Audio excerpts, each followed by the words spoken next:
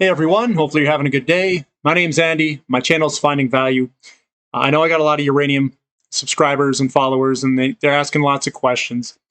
In this one, someone had asked, and I'm not telling you this is where it's going. So this is not financial advice. This is not saying where it's going. I'm just doing this for a fun trick. They said they're invested in Bannerman. And they said, well, how much would Bannerman roughly be if uranium were to go to $600 a pound? Because I threw some numbers out and I was saying if uranium were to basically match the previous bull cycles and the compression against gold was roughly the same, which is just a psychological containment for demand, saying, it's getting expensive roughly at this point. And it's roughly around $550 to $1,000, but let's use $600 as an example.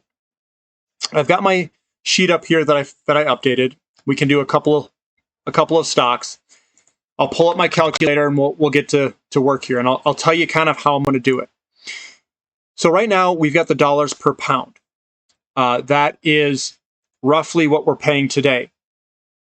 In the future, what I think is going to happen is the percentage of the dollars per pound is going to increase as money flows into this sector and people become more excited. They're going to be willing to pay more money to go along for the ride. So I think that the percentages are going to compress from the bottom of the market. The bottom of the market, nobody wanted it. And it was a very low percentage. So the people who bought early got very good deals in the uranium sector.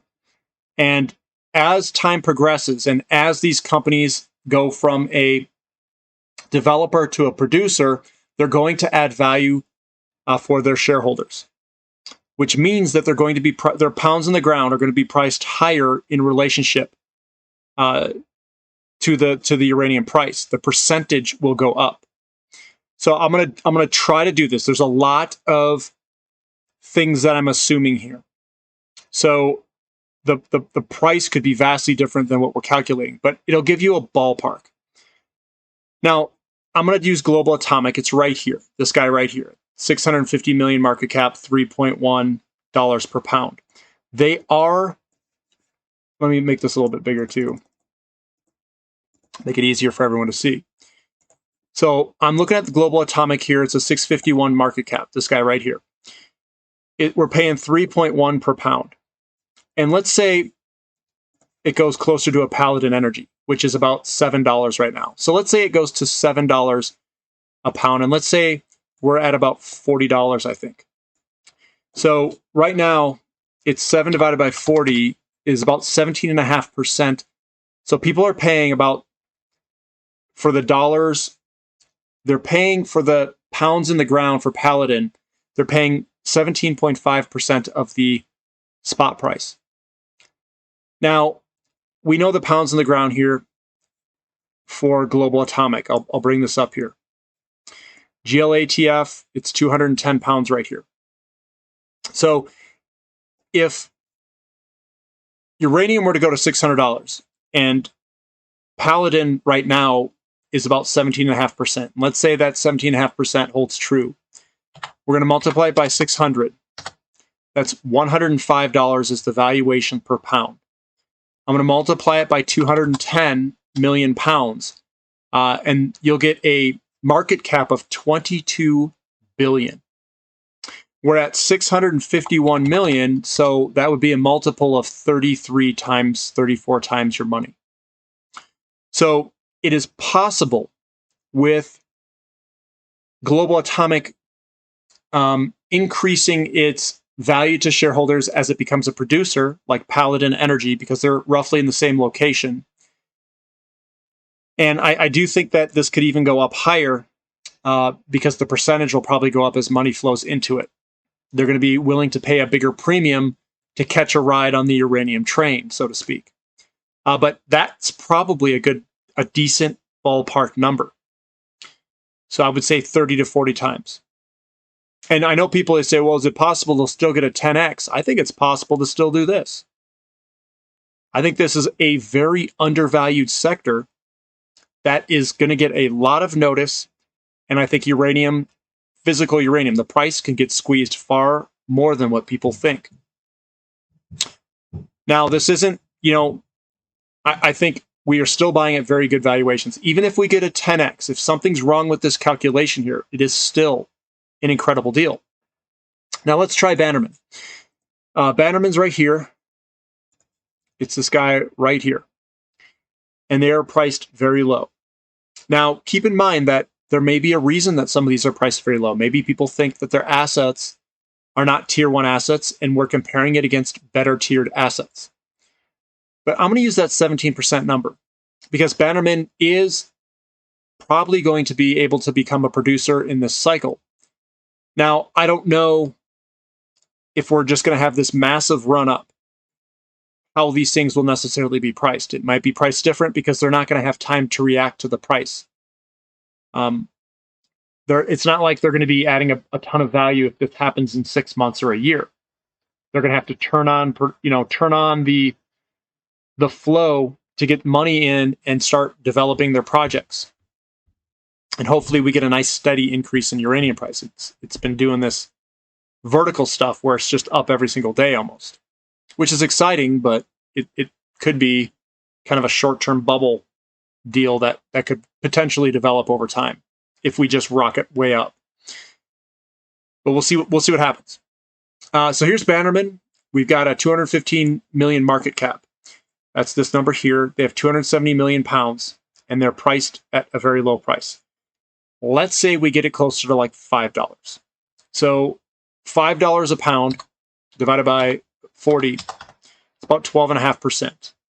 If it gets to $600 a pound, the valuation would be $75 a pound. They have 271 million pounds. I'm going to round up. That's a 20 billion market cap. You divide it by 215 million, that could be potential 94 times your money. If you take all of those assumptions and think that those are possibly right. I'm not saying that this is going there. I'm not saying that's going to be the potential, that is the return, but potentially it could be. I'm just throwing some numbers out in the air here. Now, let's say we use the same 0.79 divided by 40. They're only, you're paying 2%. Let's do 600 times 600 is 11.85 times the 271 million pounds divided by 215, and that's 15 times your money.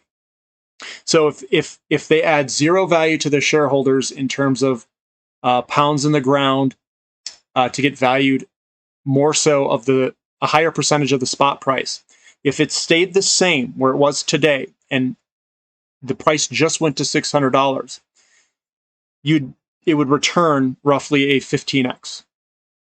That's what the amount would be. So basically they just run up and they don't develop their properties. Now, if they develop their properties, it's probably going to be somewhere between 15 times and 100 times your money. It's a huge range because it hinges on a couple of things here. The calculation hinges on two things. It hinges on the price of uranium itself, and it hinges on what people are willing to pay for the reserves in the ground. How much of a valuation premium are they going to get as time goes on when people want to own shares? I think that the premium is going to go up because this used to be 0.19 divided by, I think it was about $30. Or no, it was 0.19. So 0.19 times $30. No, it was 19 cents a pound. It was 19 cents. This used to be 19 cents a pound here. So it has gone up dramatically, and it's gone up far higher because we've only added $10 since then. And we've added a lot of... So I'm just trying to think this out, guys. As we've gone through time, the equities are definitely sucking out value. They're getting a higher premium in relationship to the physical uranium price as time goes on. So it is safe to say that we are going to value the mining companies a lot more highly, a higher premium than we are before.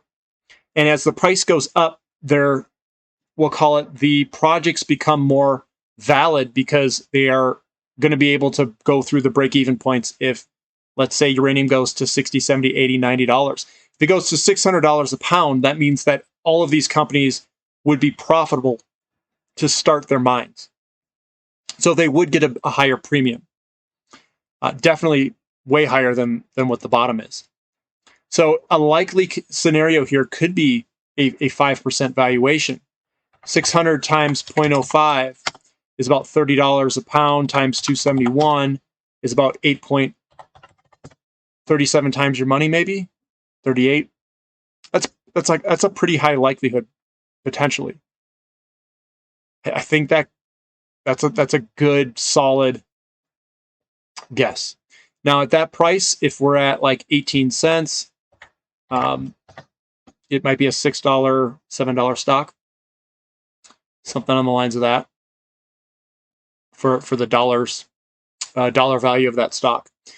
So that's that. And if you look at some of these, you can look at the dollar value here and you could say this is the best values in these reds or whatever. Now, is that going to be the highest returning stocks, these red value ones like right in here, or the ones in here? I can't tell you which one's going to be the highest returns. It makes sense potentially, but it may not. It depends what the money flows do and where it's directed into what companies. So rather than me, this has been my approach. When I first saw uranium, I knew that the potential for some of the highest returns could be in this sector. And what drew me to this sector the most was a couple of things. The ratio was off the page to the cheap end, to the downside. The price of uranium was below the middle cost producers. I mean, this is like checking every single check I want on an investment. And the biggest check here is that there's two biggest checks. It provides the most leverage in a bull market of commodities. Uranium does. The biggest amount of leverage is in uranium. Check. And guess what? All of these companies were limited. There's not many companies in this sector. So what I could do and how I could cheat this is I could develop an investment strategy here. And what I did is I said, these are the developers. These are the ones that I think could go into production. And these are the ones that I think are cheap. And that's what some of these numbers are here. Some of these numbers in here are these dollars per pound in here, like Bannerman and Goviax and UEXCF and DYLLF, Forces Metals, Encore Energy. I mean, URG is getting a little more expensive. Fission was very cheap. Global Atomic's cheap. I mean, all these they're pretty cheap. And some of these explorers down here. And I don't have every single company, guys. I try my best to get as many as I could in here. And what I did with the strategy is rather, if I know this is the highest leverage sector to the commodity bull market, and I know that we were at a very cheap price, 62 pounds to 1 ounce of gold was what the price was at, and we're below the cost curves. This is where I get like, I start foaming at the mouth, guys. Like this is like, oh my God, I gotta get in. Rather than trying to pick one or two companies and saying, these will be the winners. Because what if I'm wrong? What if they're both not winners? Then I lose out on the biggest opportunity that I've ever seen. So rather than trying to pick winners and losers, I said, these are where they're at in their cycle. These are what are pretty cheap. I don't necessarily know what's going to be the winners and losers. So what I'm going to do is I'm going to get a little bit in each of them. And I'm going to overweight some of these developers. I'm going to kind of underweight the explorers because they carry a lot more risk. They may not find something. I do think they'll still go up, but they may not find something. These guys have something. So these will probably follow the price of uranium much more so. So I said, these are the ones that I really like. These are the ones I want. And I overweighted what I thought was the best ones in that group. And I got a little bit of money in all of them. Because if something goes huge, if I get 100 bagger in one of them, that's 100 times your money. I mean, that's a big move. And it's very difficult to get those types of moves. I did the same thing in oil and natural gas. I said, these are the companies I think that are really good. These are the ones that could perform very well. And then I just plot money across them. So I'm not trying to pick winners and losers. What I'm trying to do is I'm trying to capture the gains of the entire sector, and doing it through the individual companies is probably the best way, because I'm going to most likely massively outperform any ETF, because ETFs are watered down with a lot of stuff that I don't want. So I choose what I want, and then I develop my strategy, and then I spread it across them. That's what my strategy was and is.